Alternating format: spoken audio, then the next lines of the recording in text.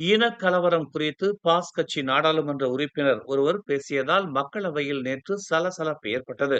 கடந்த வியாழக்கிழமை நாடாளுமன்றத்தில் தாக்கல் செய்யப்பட்ட 13வது மலேசிய திட்ட அறிக்கையில் பூமி புத்ராக்களின் நலனுக்கான முன்முயற்சி திட்டங்கள் போதுமான அளவுக்கு இல்லை என்றும், ஆனால் சீனர்களின் புது கிராமங்களுக்கே அரசாங்கம் கூடுதல் முக்கியத்துவம் அளித்துள்ளது என்றும் பாஸ் கட்சியின் 2ஆம் நாடாளுமன்ற உறுப்பினர் அவாங் ஹஷீம் குற்றம் சாட்டினார்.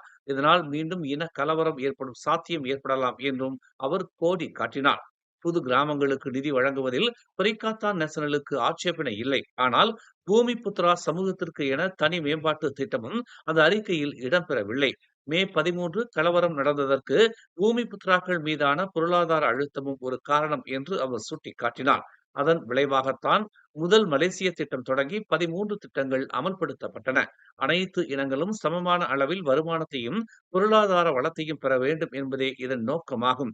ஆனால் 13வது மலேசிய திட்டத்தில் பூமி புத்ராக்களுக்கு நன்மை அளிக்கக்கூடிய எந்த ஒரு திட்டமும் காணப்படவில்லை என்று அவர் கூறினார். இன்னொரு மே 13 கலவரத்தை கொண்டுவர அரசாங்கம் முயல்கிறதா என்று அவாங் ஹஷீம் வினவினார். மேலும் செய்திகளை தெரிந்து கொள்ள தமிழ் மலர் நாளிதழை பாருங்கள். உடனுக்குடன் செய்திகளை தெரிந்து கொள்ள தமிழ் மலர் இணையதளம், தமிழ் மலர் செயலி மற்றும் மலர் டிவி யூடியூப் சேனலை வலம் வாருங்கள். எங்களோடு இணைந்திருக்க மலர் டிவியை பதிவு செய்து கொள்ளுங்கள். உறவுகள் மகிழ்ந்திட விருப்பம் மற்றும் பகிர்வு சேவையை சொடுக்கிடுங்கள்.